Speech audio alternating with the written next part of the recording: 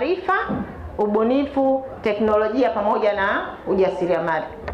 Ndugu washiriki, kauli mbiu ya jifunze kwa mama ujasiriamali inabeba ujumbe mkubwa na inatukumbusha kuwa mafanikio katika biashara hayapatikani kwa bahati mbaya, isipokuwa ni kwa kujifunza, kufanya kazi kwa bidii, kuwa wabunifu na kuwa tayari kubadilika kulingana na mahitaji ya soko husika.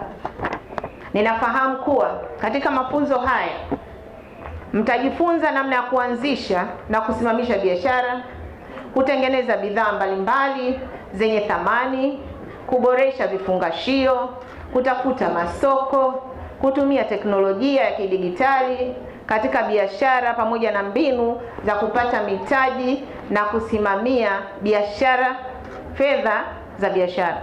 Maarifa haya ni mtaji mkubwa kwenu kuliko hata kupata fedha.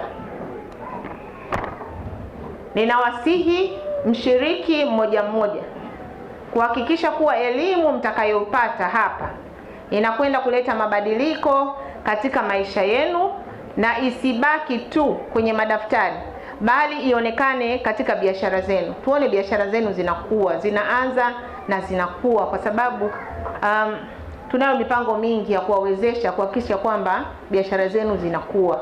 Kwa hiyo naelekeza halmashauri, wataalamu wake watumike, wataalamu wa maendeleo ya jamii, wataalamu wa biashara watumike, SIDO nao waingie kwenye programu hii waweze kufundisha, na watu wa TBS, endapo mtakoma kokote pale, ofisi yetu iko wazi, mtakuja kuwasiliana na sisi, tuwapeni hao wataalamu ambao mtawa incorporate kwenye hii programu yenu. Kwa hiyo wao watakuwa ni program endelevu. Mkitaka kuanza hapa manispaa lakini mkaenda na wilaya nyingine, nyie mtuambie, tutakuwa tunaunganisha na wataalamu tulio nao. Huo ndio utakuwa ni mchango wetu kama serikali. Lakini jingine ambalo naweza nikawaahidi na kuhakikishia, na hapa tunaye mwakilishi kutoka manispaa ya Morogoro, ni kwamba tunayo fedha kwa ajili ya mitaji ya shughuli kama hizi ambazo tunatoa mafunzo leo hii.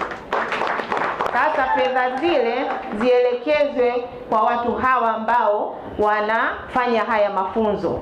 Na zitaelekezwaje? Zile fedha huwa hazigawi hivi hivi.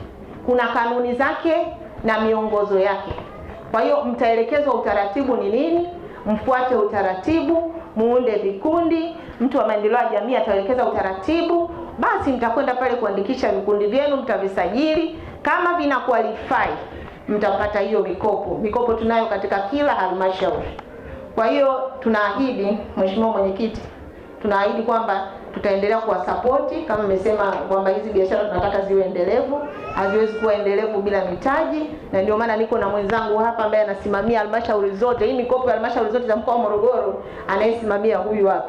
Kwa hiyo tuko naye hapa na amesema atakuja kusema na nyinyi katika kipindi hiki. Kwa hiyo naelekeza halmashauri kuhakikisha kwamba inaliangalia kundi hili kwa jicho la kipekee, na watoa ushirikiano kwa taasisi hizi, kwa jukwaa pamoja na taasisi ya MAMU, ili tuweze kutoa yale mafunzo ambayo yatakuwa kwenye standards ambazo zinahitajika, na tuweze kuwafacilitate, kwa maana ya kuwawezesha popote pale watakapokuwa wanahitaji chochote watakachokuwa na kihitaji kwa ajili ya kukuza biashara zao. Hiyo ndio commitment yetu ya ofisi ya mkuu wa mkoa, na sisi kama watendaji ambao tuko katika ofisi ya mkuu wa mkoa tunasimamia makundi haya, tuko tayari kutoa ushirikiano. Ndugu washiriki, nawatakia mafunzo yenye mafanikio makubwa, na waomba mtumie fursa hii kuuliza maswali pale msipoelewa, kubadilishana uzoefu, kujifunza kutoka kwa wataalamu na kujenga mitandao ya kibiashara itakayosaidia hata baada ya semina hii kumalizika.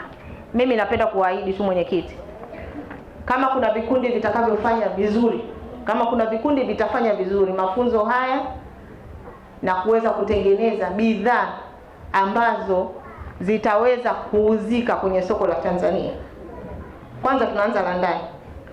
Bidhaa zile kama zitaqualify vizuri, zitakuwa ni nzuri, mimi naahidi vikundi 5 mwakani nitawapeleka kwa gharama zangu wakashiriki kwenye maonyesho ya Sabasaba.